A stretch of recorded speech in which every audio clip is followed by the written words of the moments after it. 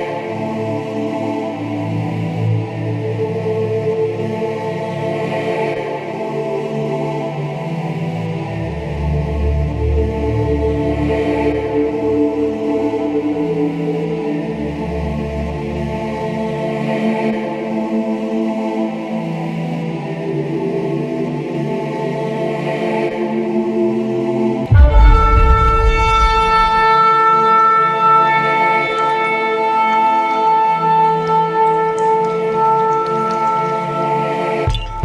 question that I should have posed earlier is about the origins of religion and its profound connection to human existence.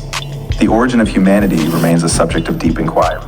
The prevailing scientific findings suggest that humans evolved from a common ancestor shared with other primates. However, the existence of a divine creator figure is a matter of religious belief and varies across different faiths and traditions. Which one is the right answer? The Bible tells us that we all came from Adam and Eve, who were created by the Almighty.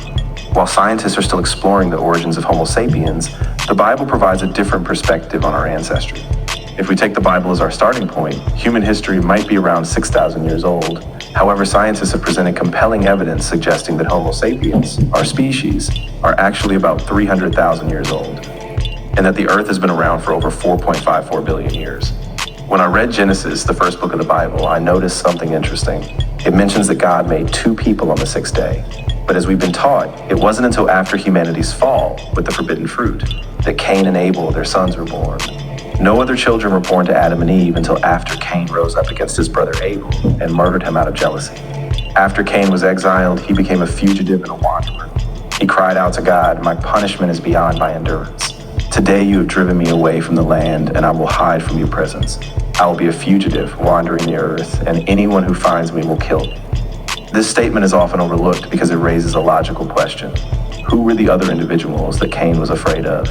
If God only created 2 individuals, Adam and Eve, who begot Cain and his deceased brother Abel, then there would have been only 3 people on earth: Adam, Eve, and Cain himself.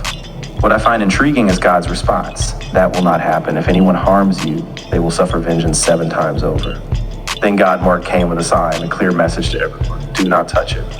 The only person who entered the world shortly after Cain's exile was his brother Seth. So the question still stands, who were these other people? The Bible doesn't give us a precise number of people living at that time, especially if we look beyond Genesis. However, the text suggests there were probably many people after Cain was exiled. Genesis tells us that Adam and Eve had more children, and Cain was concerned about others finding him after being banished. So I'm wondering, what might I be missing? Were there other children born before Cain and Abel? The Bible also says that Cain found a wife and built a city in Nod, but the wife he found would have been his blood sister. Is it possible that the population had grown significantly in the decades or even centuries between Abel's murder and Seth's birth? Or is there a clandestine operation being conducted by some individual or group to conceal information from the public? We all yearn for the truth, much like Baruch Spinoza did. Individuals must transcend the limitations of the system of comfort and ask the genuine questions that matter. While I do not rule out the existence of God, I am questioning the integrity of the Bible. I am aware that some individuals may attempt to label me an atheist and rebuke me in the name of Jesus, but that will not alter my opinion or my questions. Was religion established to exert control over humanity? Was the church created to deceive individuals out of their financial resources? Who are the actual authors of the Bible?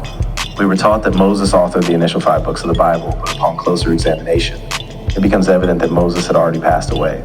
How could an individual who died accurately write about his own demise? When we were growing up, we were taught that we weren't good enough and had already fallen short, and that the only way to enter God's kingdom was to follow the rules of the Bible and always believe in God. We were also taught that God bestowed upon us free will, which leads to profound questions. If we were granted the autonomy to make our own choices, why must any of us endure eternal suffering for the decisions we make in life? While I do not oppose the idea of a murderer or ruthless individual facing justice, what about those who lead virtuous lives, abstain from religious practices, and do not adhere to the Bible? Why must they be condemned to hell? It appears that this concept is rooted in control, which does not resonate with my moral compass. It seems as though someone or something required more than mere followers. I touched on 2 things at the start, one quick and one more in depth. To sum it up, I'm not just trying to find the truth. I'm looking for the foundation of a falsehood. Will it be the scientist or the Bible? I am uncertain, but I intend to dedicate the remainder of my life to this pursuit.